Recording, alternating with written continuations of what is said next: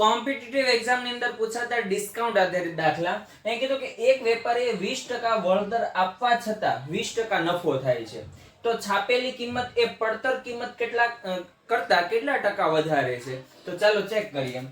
હવે અહીંયા આપણી પાસે જોઈએ, ધારી લઈએ કે પડતર કિંમત છે, પડતર કિંમત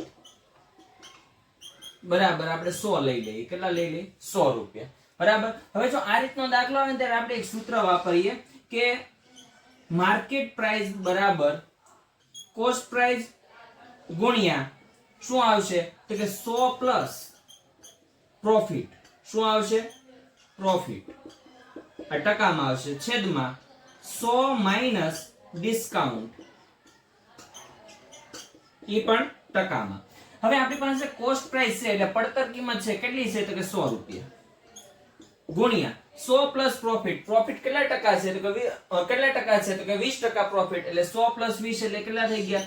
120%. છેદમાં ડિસ્કાઉન્ટ કેટલું છે એટલે વળતર કેટલા ટકા મળે છે? તો કે 20%. બરાબર. 100 માંથી 20 જાય એટલે કેટલા વધે? તો કે 80%.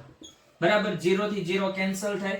8 એટલે 4 દુ 8, 12 એટલે 4 તેરી 12.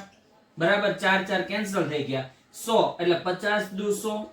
બરાબર. 2 2 કેન્સલ થઈ ગયા. 50 ગુણ્યા 3 એટલે 150 રૂપિયા આવે. કેટલા આવે? 150 રૂપિયા. આ શું આવી? તો કે માર્કેટ પ્રાઇસ, એટલે કે આપણને આ છાપેલી કિંમત મળી.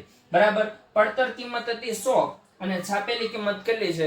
તો કે 150 રૂપિયા. બરાબર. તો 50% નો શું થયો?